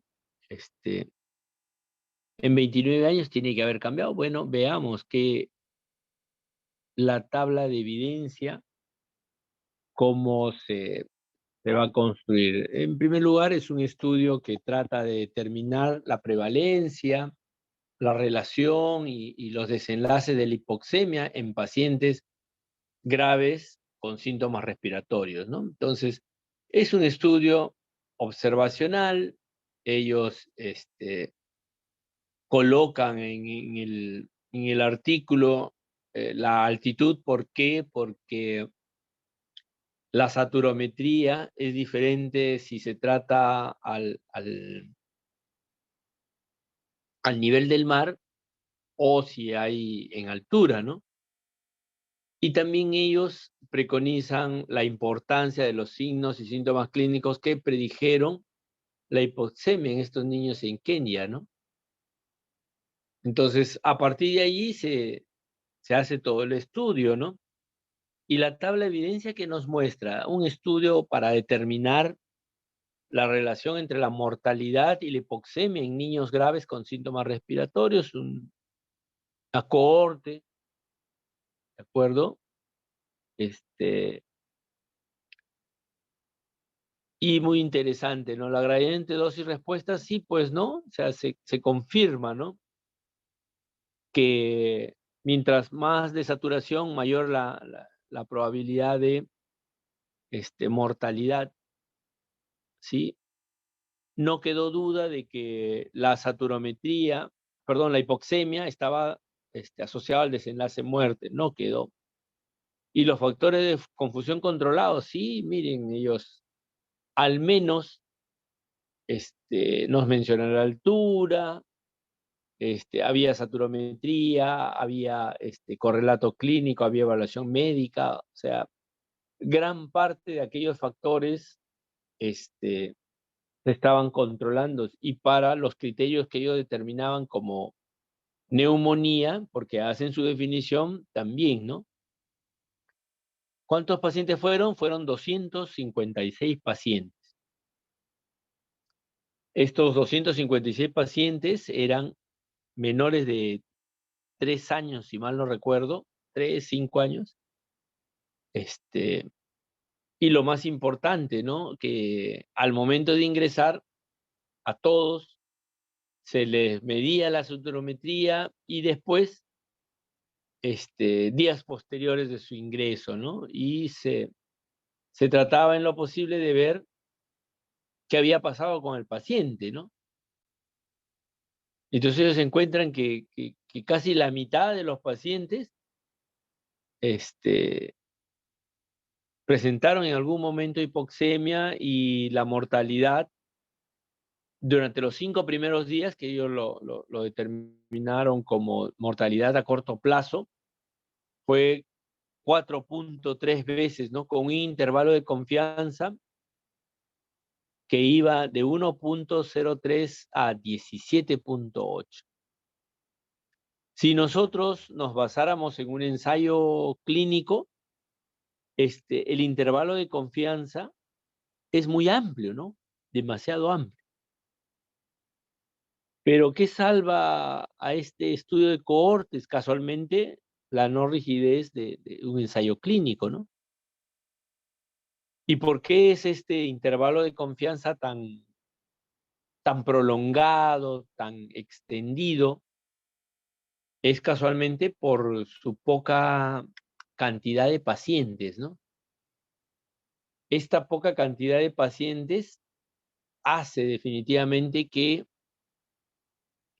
el intervalo de confianza sea demasiado amplio, ¿sí? Pero hay una buena gradiente dosis-respuesta, hay una fuerte asociación entre lo que se quiere medir y lo que se midió al final, y los factores de confusión, al menos los más importantes, han sido controlados, ¿no? Entonces, bajo ese criterio, de esos 256, miren, casi la mitad, ¿no? La mitad se presentó con hipoxemia, ¿no? Que también ellos definen en el estudio a qué le van a llamar hipoxemia. Y según eso, la calidad de este estudio, acuérdense ustedes que todos los estudios observacionales pasan como de muy baja calidad, ¿sí? Debido a todas estas purezas, no termina de ser alto, ¿no? De alta calidad. ¿Por qué no es alta calidad? Por el tamaño muestral, ¿no? ¿Estamos de acuerdo? O sea, sí hay algo que le baja, ¿no? O sea, no es de alta calidad definitivamente, ¿no? Pero sí se acerca bastante y casualmente llega a un nivel eh, de confianza moderada. Esa es la interpretación de la calidad de la evidencia, ¿no? Y a partir de acá nosotros generamos, ¿no? nuestra tabla de evidencia con todo esto, la recomendación, yo tengo que partir de que es población adulta o población pediátrica. Es población pediátrica, ¿no? Y si es población pediátrica, lo primero que debo decir, ¿no? En pacientes pediátricos, así debe comenzar mi recomendación, porque yo no sé si esto se puede extrapolar a los adultos, ¿no? Esto es lo que se llama evidencia indirecta. Si yo no encontrara ningún estudio, ninguna publicación en pacientes adultos y a partir de este estudio en pacientes pediátricos, como les digo, no recuerdo muy bien la edad, creo que era menos de 3 años o de 5 años. Y a partir de ese dato en esta población, yo extrapolo y digo, así como se evidencia en adultos, probablemente en niños, probablemente en adultos, la hipoxemia asociada a signos respiratorios probablemente incremente la mortalidad, ¿no? Entonces es una evidencia indirecta, ¿sí? Y para este caso, ¿no? Nosotros tenemos bien claro, ¿no? Es un estudio en pacientes pediátricos, niños, ¿de acuerdo? Con síntomas respiratorios y en quienes, debido a que gradiente dosis-respuesta, la fuerte asociación y los factores de confusión controlados, les suben de calidad, ¿de acuerdo? Entonces, en pacientes pediátricos, ¿de acuerdo? Con síntomas respiratorios, ¿sí? Debe medirse la saturometría o identificar pacientes hipoxémicos a través de signos clínicos para disminuir la mortalidad en estos pacientes. Entonces, recomendación fuerte a favor, ¿sí? Es una recomendación fuerte a favor. Evidencia de calidad moderada. O si gustan, como ha sido la tendencia al inicio de GRADE, ¿no? A partir de evidencia de calidad moderada, realizar la saturometría en pacientes pediátricos con síntomas respiratorios debe realizarse para disminuir la mortalidad temprana, podríamos poner, ¿no? Porque ellos básicamente se centran en los 5 primeros días. También al mes, ¿no? Ellos ven qué les pasó, ¿no? El impacto grande se tiene a los 5 días, ¿no? Y es que para ellos probablemente el hecho de medir la mortalidad temprana les permite, en cierto modo, disminuir la mortalidad general, pues, ¿no? Ya sea por procesos respiratorios, digestivos, no neonatal, ¿ah? Porque probablemente la mortalidad neonatal permanezca inalterable, ¿no? La primera causa de mortalidad en el grupo pediátrico es la muerte neonatal, ¿no? Como les decía yo en algún momento cuando aparecieron estos problemas de Guillain-Barré, no sé si ustedes recuerdan, seguidamente apareció que niños se morían por falta de incubadoras, ¿no? Y yo como asesor fui a esta región, yo les decía, ¿no? Estábamos más o menos en agosto y ellos todavía no habían ejecutado ni el 17% de su presupuesto, ¿no? Pero querían que el MINSA Central les diera dinero, que les compre las incubadoras. Entonces yo le decía, pero un momentito, la incubadora para un pretérmino es una etapa avanzada, ¿no? Lo que yo tengo que hacer es prevenir que estos pacientes nazcan de manera prematura. ¿Cuál es la principal causa? Y no me deja mentir José, que es ginecobstetra, la principal causa de un parto prematuro o que el niño nazca prematuramente son las infecciones maternas y a la cabeza la infección urinaria, ¿no?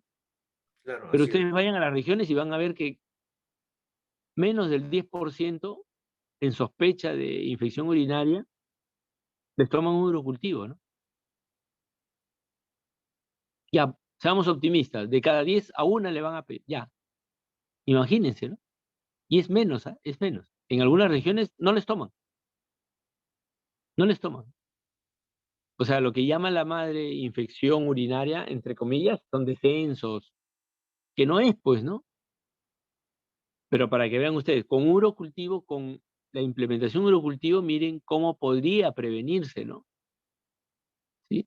Igual acá, ¿no? O sea, la mortalidad se controlaría mejor si se llega a controlar la mortalidad en los 5 primeros días. O sea, si a todos los niños con síntomas respiratorios se identifica que son hipoxémicos, la mortalidad, el impacto que va a tener esta recomendación que nosotros damos, miren, recomendación nada más, miren cómo termina, ¿no?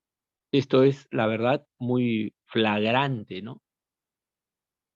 Por decir un término un poco rimbombante, ¿no? Que yo creo que sí, o sea, si nuestros gestores tuvieran más en claro esto, definitivamente creo que, sin temor a equivocarme, harían las cosas de manera diferente, ¿no? Bueno, si algo nos ha enseñado esta pandemia, que ahora esos saturómetros que ahora están costando creo 15, 20 soles en el pico más alto de la pandemia llegaron a costar 150 soles. Sí, y era prácticamente el pan de todos los días, al menos en adultos, ¿ah? En adultos, en pediatría ha sido muy, muy poco, ¿no? Muy poco. Y estamos hablando Pero de los chinitos, doctora, porque los otros, nada más, ¿no? Nada más. los alemanes, 500, 600 soles. Totalmente de acuerdo, ¿no? Pero al menos servía para tamizaje, José, ¿no? Entonces eso nos, nos hubiese ayudado bastante, ¿no? Bueno, ¿por qué esta recomendación? Porque ya terminando este seminario taller, ustedes están en las condiciones de, han visto, generar por lo menos una recomendación great, basada en la evidencia. Lo han hecho muy bien, insisto, el proceso para mí ha quedado clarísimo, ¿no?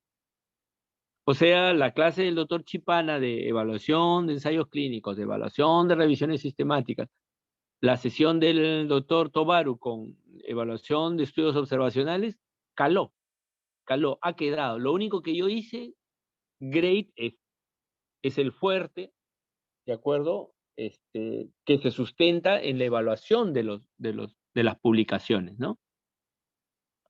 Entonces, a partir de allí, ¿se pueden generar recomendaciones? Sí. ¿Se pueden hacer guías de práctica clínica? Sí, ya están en condiciones. Lo que pasa que Imagínense, ustedes tienen por lo menos 1 o 2 días en estar evaluando ustedes cada una de estas publicaciones, ¿no? Y entonces, imagínense que ustedes hagan una recomendación, que tengan 50 documentos para evaluar. Sí, pues por lo menos lo van a hacer en 2 meses, ¿no? En buen romance, ¿no? O sea, dedicando exclusivamente el tiempo, lo cual no es así, pues, ¿no?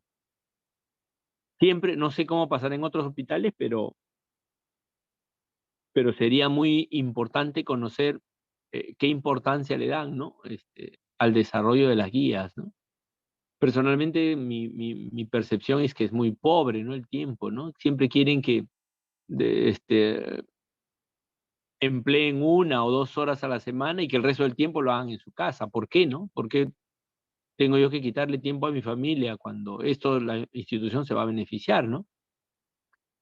Quien les habla fue jefe del departamento casi durante toda la pandemia, ¿no? Y algo que nosotros siempre preconizamos al menos en la gestión, que nosotros le decíamos, era que la convalidación debería ser de 1 mes, ¿no?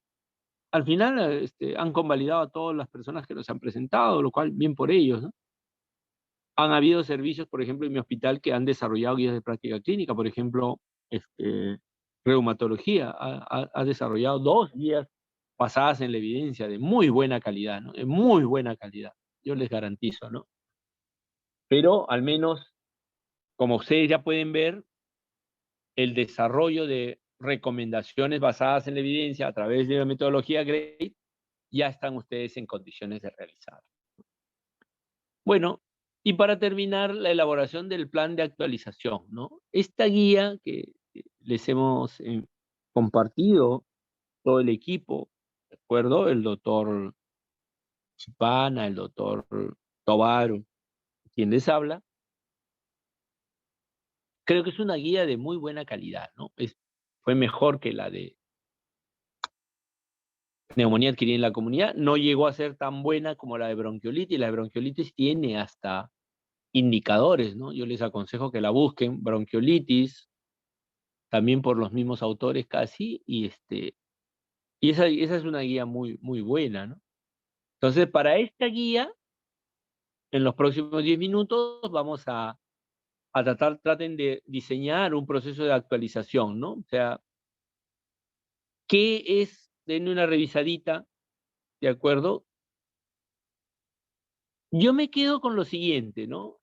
Van a ver, probablemente algunos de ustedes se animen a plantearlo, el marco priorizado, pero yo me quedo con que le den una revisada y ustedes tengan en claro en qué parte vamos a llegar al mismo punto, sí sería necesario la actualización, ¿de acuerdo? Entonces, son las 21:40, a 10 para las 10, culminamos el taller y desarrollamos esta pregunta. Como siempre estoy acá, cualquier duda, cualquier consulta, ustedes me avisan nada más, ¿ah?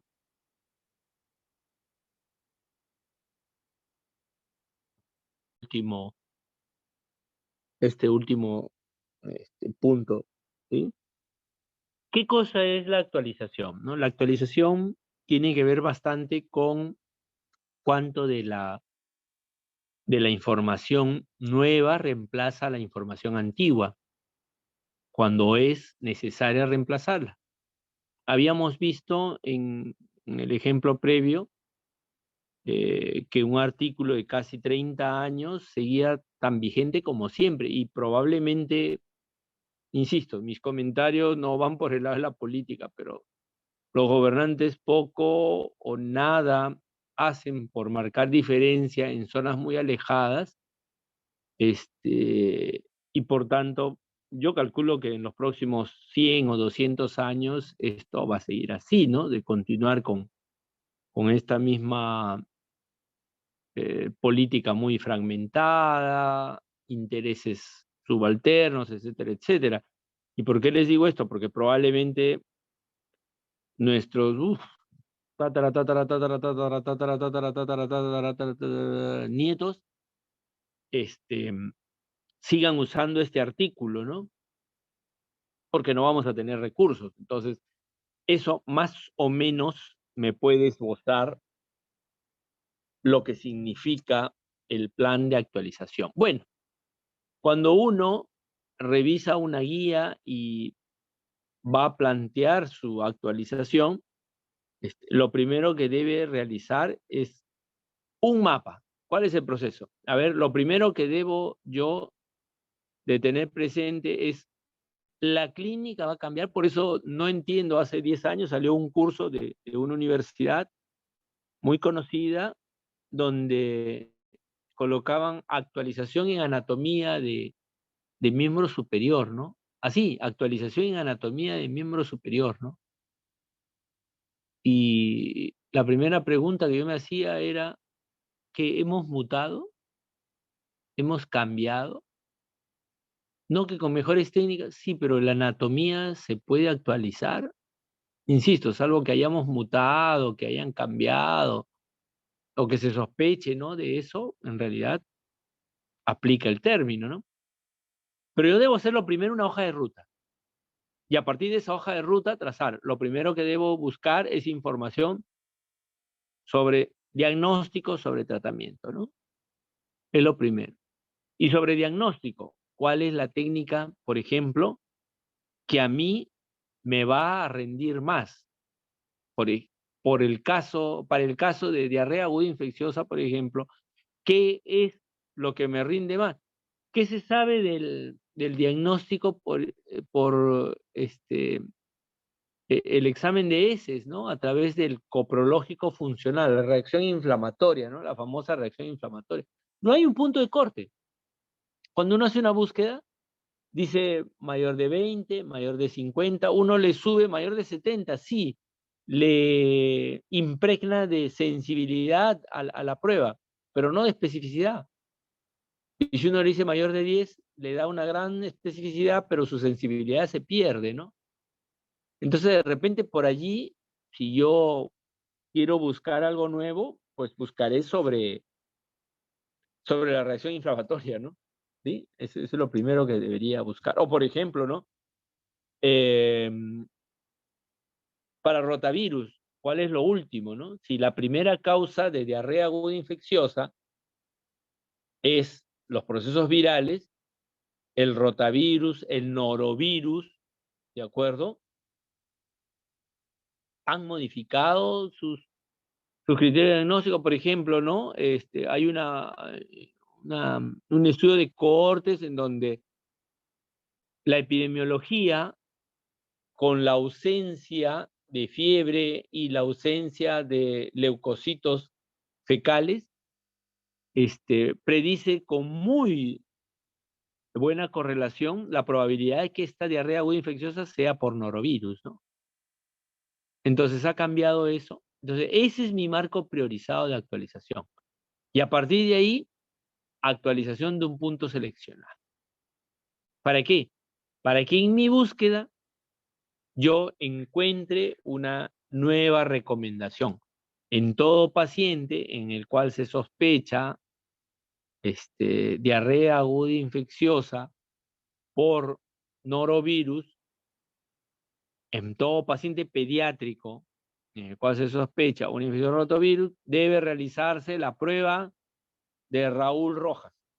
Vamos a poner así. Esa prueba tiene una alta sensibilidad, pero una baja especificidad, ¿no? Ya está. Entonces me sirve la prueba de Raúl Rojas para tamizaje. O quizás la prueba de Juan, porque tiene bastante relación, por ejemplo, con el desenlace, ¿no?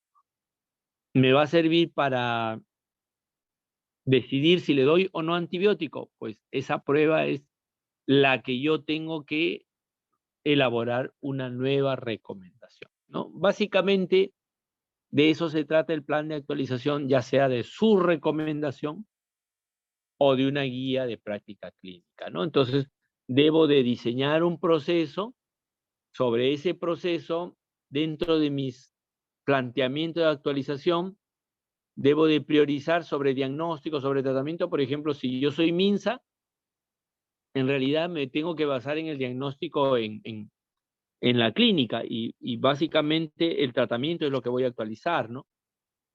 Si tengo un poco más de recursos, como es el hermanito del Hospital del Niño en San Borja, yo determinaré que sea pues diagnóstico y tratamiento, ¿no? Si es de salud, diagnóstico y tratamiento, ¿no? Y sobre eso yo saco un punto, qué punto en el diagnóstico y qué punto en el tratamiento.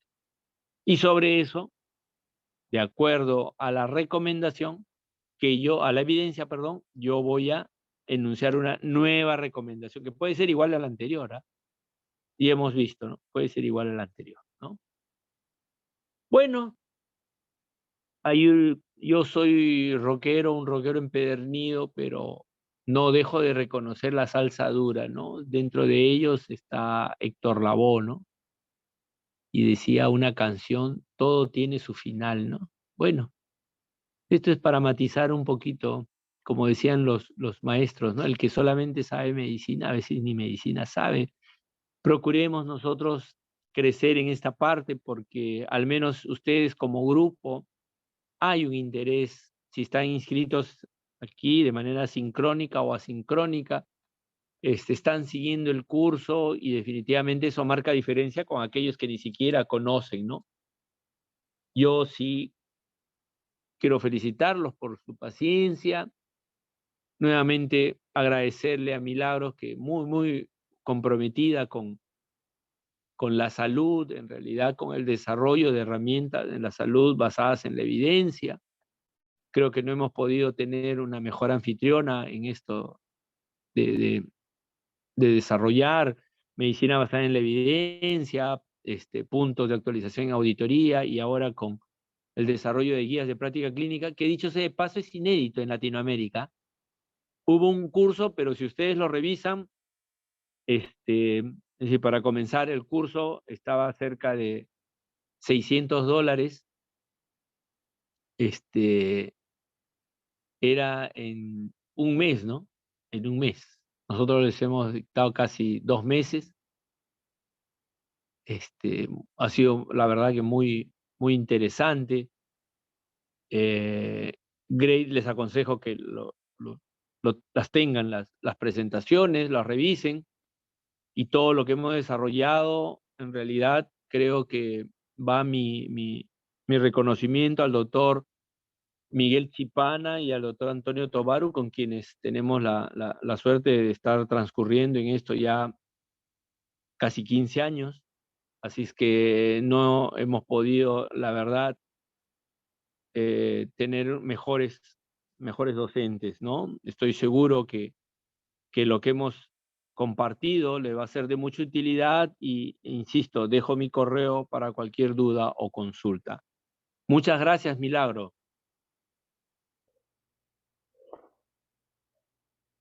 Muchas gracias, doctor Raúl, y muchas gracias a cada uno de los participantes que apostó por este seminario y sobre todo la confianza puesta en la institución.